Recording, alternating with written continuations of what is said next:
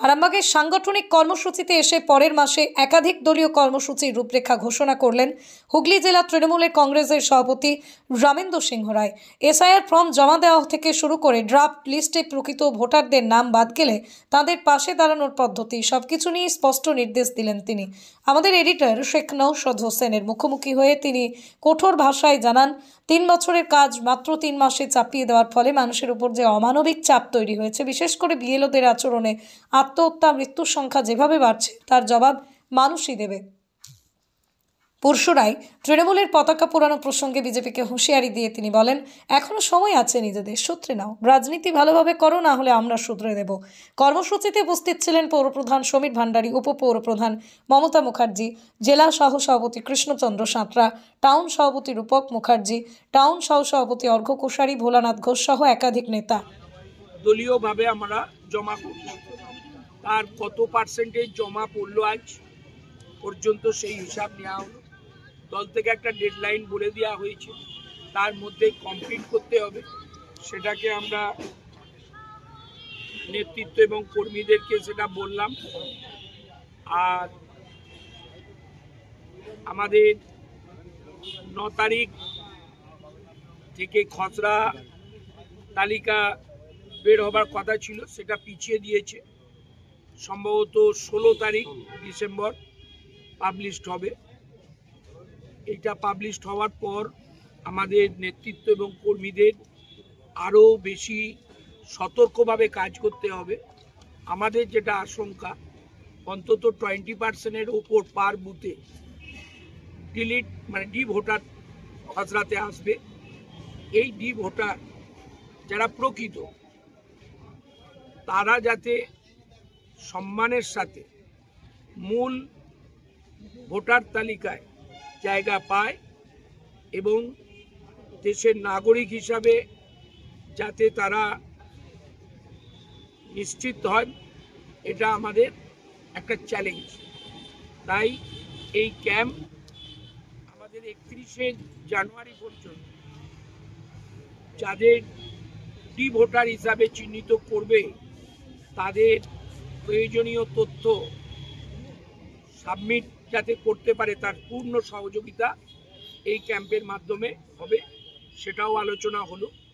এছাড়া 1 জানুয়ারি আমাদের দলের প্রতিষ্ঠা দিবস, যথাযথ মর্যাদা সহকারে প্রতি বুথে দলের পতাকা উত্তোলন করতে হবে। 12 জানুয়ারি স্বামীজির জন্মদিন, এটাও যাতে যথাযথভাবে মর্যাদা দিয়ে প্রতিটা বুথে পালন করা হয়, সেই কর্মসূচি বলা হলো। কারণ বিজেপি তো স্বামী বিবেকানন্দকে বলেছে বামপন্থী প্রোডাক্ট। এরপর 23শে জানুয়ারি আমাদের নেতাজি সুভাষচন্দ্র বসুর জন্মদিনকে সামনে রেখে প্রতি বুথে জাতীয় পতাকা তুলে তার প্রতিকৃতিতে সম্মান জানানো। আমরা প্রজাতন্ত্র দিবস, এটাকেও সম্মানের সাথে প্রতি বুথে জাতীয় পতাকা তুলে আমরা পালন করব। আর 30 তারিখ আমাদের জাতির জনক মহাত্মা গান্ধীর মৃত্যুদিন, সেই দিনটা স্মরণীয় বরণীয় করে রাখার জন্য এবং একজন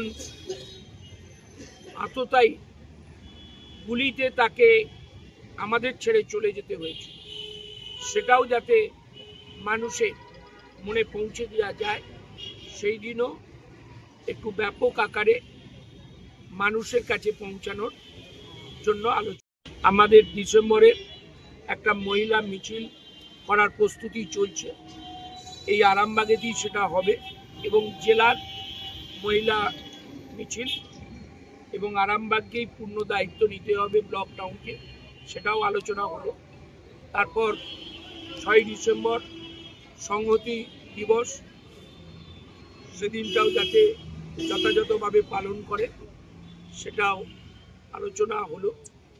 আর এরপর ডিসেম্বর মাসে আমাদের 22 তারিখ থেকে তারকেশ্বর আরামবাগ পৌর উৎসব, তার আগেই আর একটা মহা মিছিল এই আরামবাগের বুকে আরামবাগ ব্লক টাউন মিলে সংগঠিত যাতে করে সেই বিষয়তেও ব্লক নেতৃত্ব এবং টাউন নেতৃত্ব, চেয়ারম্যান সমীর দা সহ কাউন্সিলর, ভাইস চেয়ারম্যান, অন্যান্য সব নেতৃত্বরা মিলে আজকে আলোচনা হলো।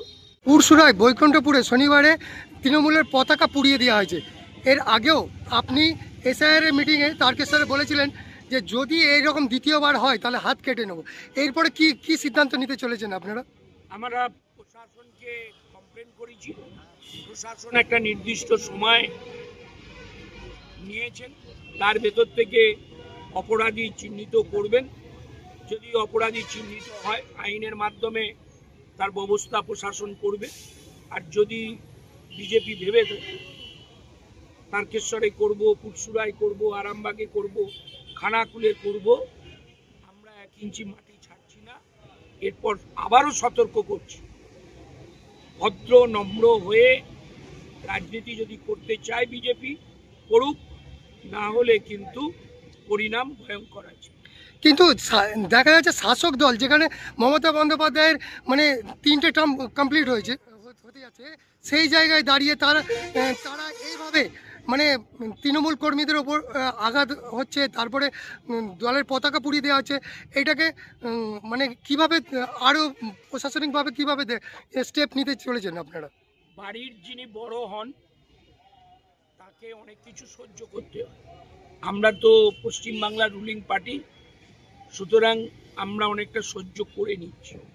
সুতরাং সহ্য করাটা আমাদের দুর্বলতা নয়। যদি বিরোধীরা ভেবে থাকে এটা দুর্বলতা, ভুল করছে বললাম। যদি সংযত না হয়, ভদ্র নম্রভাবে রাজনীতি করুক, ওয়েলকাম। আর যদি এইরকম রাত্রির অন্ধকারে মদ্যপ ছেলেদেরকে পাঠিয়ে আমাদের পার্টির কিছু পতাকা পুড়িয়ে দিল, ফ্লেক্স ছিঁড়ে দিল, পরিণতি কিন্তু আগামী দিনে ভয়ঙ্কর। ধন্যবাদ।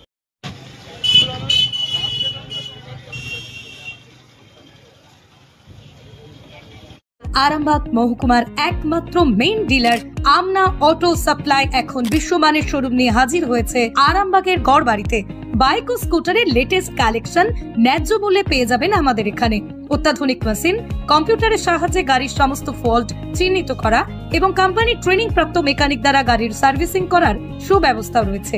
একই ছাদের তলায় রয়েছে ইয়ামাহা কোম্পানির অরিজিনাল স্পেয়ার পার্টস এর বিরাট কালেকশন। এখানেই শেষ নয়, ইয়ামাহা কোম্পানির unbreakable helmet, riding jackets, gloves, টি-শার্টেরও বিরাট কালেকশন রয়েছে। তাই বাইক মানি হলো জাপানি ইয়ামাহা, আর ইয়ামাহা মানি হলো আমনা অটো সাপ্লাই। 35 বছর ধরে আপনাদের জীবন পথের সঙ্গী। আমাদের ঠিকানা গড়বাড়ি, আরামবাগ, হুগলি। যোগাযোগ নাম্বার 9083247009 অথবা যোগাযোগ করুন 9083247007।